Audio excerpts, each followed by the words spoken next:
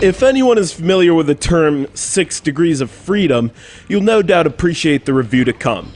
As long as you've got an iron stomach and a killer instinct, and oh yeah, a lot of time on your hands, you may be the type of crazy son of a bitch that enjoys 3D shooting games like Forsaken 64.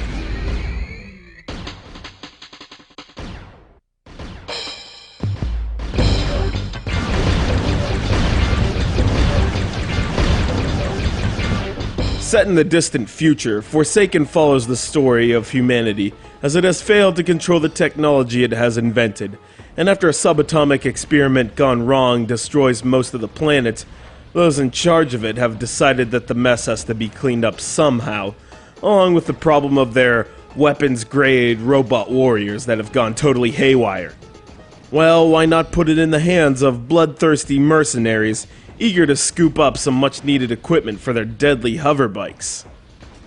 Forsaken takes me back to the days of the game Descent, where you take control of a small starship inside a series of mines that are built like giant mazes, and in the center is a mine core that you must destroy and escape from the ensuing explosion. Developed by Iguana UK and released by Acclaim for the N64, Forsaken is very similar to Descent, and it may have been the first thing that came to mind when fans of the game picked up this 3D shooter.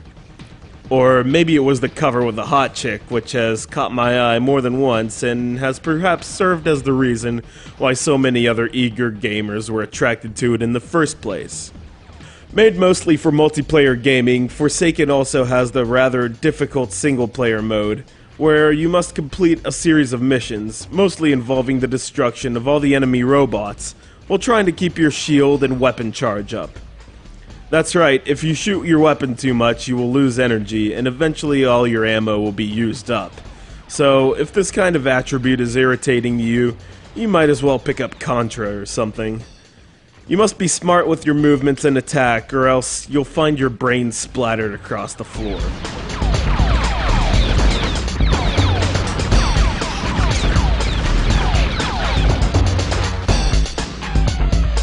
The weapons layout is probably the most creative aspect of this game. Each weapon has 3 levels, each level able to be surpassed each time you collect power pods that are scattered across each stage.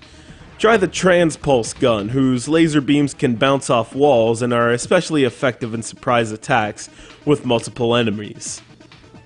There's a laser beam weapon that can do a number on your foes if you have the accuracy of a sharpshooter, a shotgun-like sus gun that can spray your enemies in a wide range with gunfire, and a multiple fire rocket launcher that has explosive power. Control of your hoverbike is ingenious. A moves you forward, B puts you in reverse, strafe with the C button, steer with the control stick, fire missiles and drop mines with the shoulder buttons, and fire your primary weapon with Z. Learning how to move around effectively is probably the most difficult part of the game, but when you combine the control of your hoverbike with a badass weapon layout, you'll no doubt be unstoppable and cause a lot of your buddies to want to choose another game the next time you have a video game get-together. The game moves very fast, however, so patience and an itchy trigger finger are 2 important abilities to acquire if you want to do well in the post-apocalyptic multi-dimensional world of Forsaken 64.